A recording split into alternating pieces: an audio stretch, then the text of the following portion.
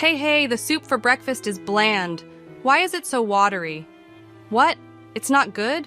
No, it's not. Make it richer, will you? But the doctor said I should watch the salt. Who cares? I love rich flavors. The one who's always complaining about the food is my mother-in-law, or Mill for short. She's constantly craving heavily seasoned food. But she's overweight and borderline diabetic, so her doctor warned her. She doesn't seem to care and just adds extra seasoning to whatever I cook. I was stunned by the unreasonable amount of salt and pepper she added to the soup I'd carefully prepared. Even though I use low-sodium salt and seasonings, it's apparently not enough for her. I keep thinking she's going to drop dead one of these days if she keeps this up. To be honest, I wouldn't be heartbroken if she did. Mill seems to live for giving me a hard time. All she does is complain and act spiteful towards me. I'm Alice, 29, working while also being a housewife. I've been married to my husband for 3 years, but we don't have any kids. The issue is my infertility, and Mill never lets me forget it. You're worthless as a woman if you can't have children. You're defective. Wow. You should be grateful just to be kept in this house. You're right. I'm defective because we've tried so many times, and I can't have kids. Talk about drawing a bad hand, huh? Ha ha ha. How could you say such a thing? Well, because a woman who can't have kids is finished. You're right, Mom. My husband laughed and agreed that I'm defective. I want a baby so badly. I've been going to the obstetrician while working, but nothing's working. It's physically and emotionally draining, so I've decided to stop the treatment. It also costs a lot, making it tough to continue for years on end. My husband used to say that spending money on fertility treatments was a waste, yet he pressured me to get pregnant quickly. What's the use of pressuring me? I can't get pregnant if it's not happening, I thought.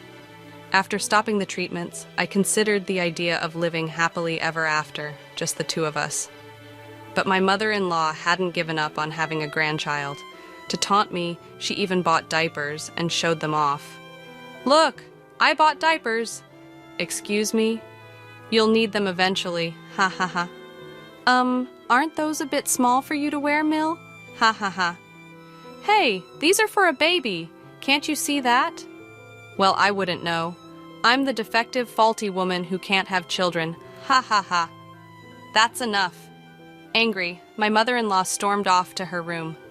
Thank God, I thought, already exhausted from work and not in the mood to deal with her snide comments any longer. She must really have nothing better to do than to make my life miserable. We had moved in with my in-laws after my father-in-law passed away a year ago. My mother-in-law was devastated then. Around the same time, she was warned by her doctor about her risk of diabetes. That's why we moved in. My husband wanted to be there for his mom. But despite her diabetes, she's fine. As long as she takes her medication and eats properly, there's nothing to worry about. Well, considering she neglects her meds and eats whatever she wants, her condition will probably get worse sooner or later. Even if that's the case, I really don't want to be the one to take care of my Mill. I'm still working and super busy. Taking care of in-laws in my 20s? No, thank you. The next day was my day off, so I was doing house chores. My mother-in-law, who usually just lounges around, eating snacks on the sofa, suddenly stood up and walked into my room. I didn't want her in there, but my hands were full, so I just let it be. I cleaned your room for you.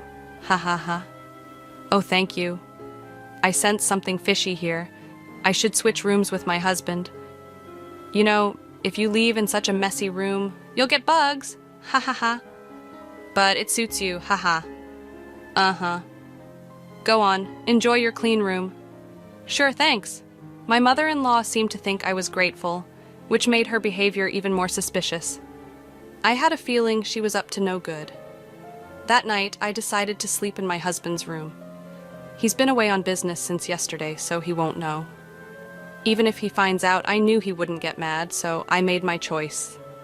I work as a nurse with irregular hours, so we have separate bedrooms. Part of it is that our relationship has cooled off, but mostly it's because I don't want to disturb him when I work night shifts. I waited until Mill went to her room and then went to my husband's room. All right, mother-in-law is in her room. Time for me to sleep too. And so I slept there for 2 days. My mother-in-law seemed suspicious because I looked too cheerful. She started asking weird questions. Don't you feel any pain or anything? Huh, what do you mean? Oh, never mind. Was there something you were suspecting? Avoiding eye contact, my mother-in-law ate her meal alone. I had the night shift that day, so I planned to relax at home before heading to work. Taking it easy isn't an option for me, since my mill never lifts a finger around the house. She loves bossing me around, all while lounging on the couch, snacking, and reading Japanese comics aimed at women. She's probably reading and scheming what she can do next to make her annoying and bratty daughter-in-law cry. I saw the cover of her comic. It was sloppily translated into English as Epic Mother and Daughter-in-Law Swamp Battle. Couldn't help but roll my eyes at her choice of reading. Eventually, my husband got back from his business trip, but it was already 10 p.m. Ugh, I'm exhausted. I'm hopping in the bath. Sure, I'll heat it up for you. Have a beer in the meantime. Thanks, I will. Wait, it's not safe to drink alcohol before a bath. Fine, I'll go for a non-alcoholic beer then. He reluctantly drank a non-alcoholic beer because I warned him about the risks of mixing booze and hot water. You'd think he'd know better. Even saunas have signs warning against entering if you're drunk. But no, common sense isn't so common for him or my mother-in-law. After that, my husband took his bath and sang loudly. We live in a single-family home, but singing at this hour, our neighbors won't be pleased. La la la la la. Hey, you're too loud. Shut it! You're the one who's loud. I warned you quietly, so stop singing already. My mill came into the bathroom area to chime in. Watkin is just trying to have a good time singing. What's the problem? What? You really don't know how to treat your husband, do you? Always so inconsiderate and full of complaints. Hey, I'm not the one constantly complaining, Mill. Ha ha ha. Back talk, huh? You're definitely not cute. Not that you're a beauty to begin with. That's fine by me. I'm probably a knockout beauty in some other country. No worries. Ha ha ha. After that, my husband got out of the bath and started drinking. It was already 10:30 p.m., and I needed to leave for the hospital where I work. Even though it's nearby, there's a lot to do, so I need to leave early. Oh, by the way, I've been sleeping in your room. Would you mind sleeping in mine tonight? My clothes are everywhere. Sorry. Sure. Doesn't matter to me. All right, I'm off then. Take care. I told my husband quietly, so Mill wouldn't hear. As I was about to grab my bag and leave, I heard my husband's loud groan. Ah! Ugh! What? What the? Watkin? He was curled up on the floor, clutching his leg and moaning. He looked to be in a lot of pain. Mill's face went pale, and she started to panic. What's going on? Speak! He couldn't say a word. No matter what I asked, there was no response. I thought I needed to do something, but then I noticed something strange. The floor was unusually slippery. I was wearing socks, but it was so slippery that I felt like I could fall. What the heck is this? Ah! Watkin! Mill, what on earth did you do? I didn't do anything! It's not my fault! Blaming my mill right now wouldn't solve anything, so I immediately called an ambulance. My husband was taken straight to our hospital, and work was the last thing on my mind. He kept clutching his leg even after we arrived, visibly sweating in pain. You could tell it was serious. Ow, it hurts. So bad. Watkin, hang in there. Please, help me. Thankfully, a doctor was able to examine him, and it seemed like he felt a bit relieved. His leg was indeed broken, just as we suspected. He probably twisted his ankle the moment he slipped on that slick floor. It was a 5th metatarsal fracture, so it all added up. His foot was visibly swollen. Typically, people fracture this bone by tripping or putting all their weight on it. Speaking from experience, I twisted my ankle falling downstairs years ago. I heard a loud snap, and the pain was unbearable. I was also diagnosed with a 5th metatarsal fracture. I was lost in music while walking down the stairs, so it was quite embarrassing. I even lied to my close friends about it. Since his fracture didn't require hospitalization, my husband could come home. I was scheduled for a night shift, but my nursing supervisor insisted that I should take the night off. It's not a life or death situation, but I guess she was genuinely concerned. I survived, but now I've got a fever. Well, you broke your leg. Of course you'd get a fever. But why was the floor so slippery? Why don't we ask Mill about that, huh? Haha. Hey, what did you do to the floor in the room? Well, the floor was all slippery. That's why I slipped and fell. I could have seriously broken my leg. Well, that room is for my daughter-in-law, so I greased the floor. What? I was hoping my daughter-in-law would slip, so I put a lot of grease on the floor. I never expected you to go in there and slip. Ah. Unbelievable. Turns out my mother-in-law intentionally greased the floor to make me fall. She had claimed to have cleaned the room, but her actual intention was to put me in harm's way. I'm furious. If I had entered that room, I might have broken my leg. No, breaking a leg would be the least of my worries. Hitting my head could have been fatal. My Mill is practically a criminal for doing something this dangerous. You're despicable. You're not even family to me anymore. I got seriously hurt because of you. I'm going to the police. Wait a minute. I didn't directly cause any harm, did I? Your wife is the one to blame. What? She told you to enter her room, didn't she? So this is all her fault. Shut up. That's not the point. You're getting arrested. My husband was furiously dialing the police. My Mill tried to snatch the phone away, but couldn't overpower him. Even with a broken leg, my husband was still stronger.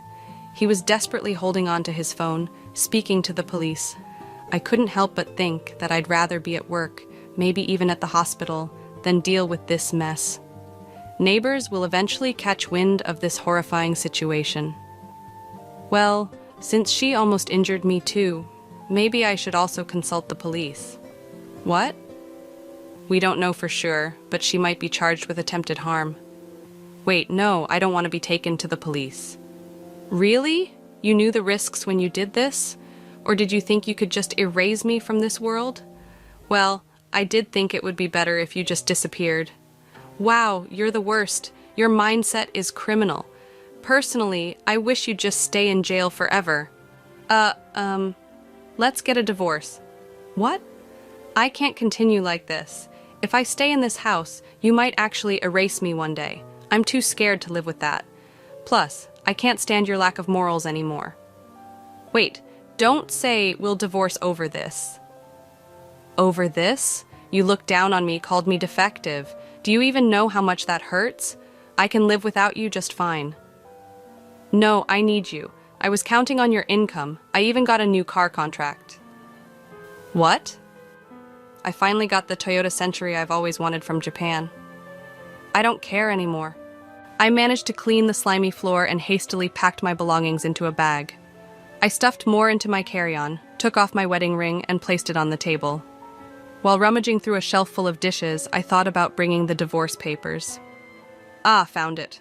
The divorce papers you wrote before. What? Remember how you wrote that if I can't have a child within 2 years, we'd divorce? Thanks, I can't have children now, so let's divorce. You must feel relieved now. Wait, what about the loan for my Century? Who cares?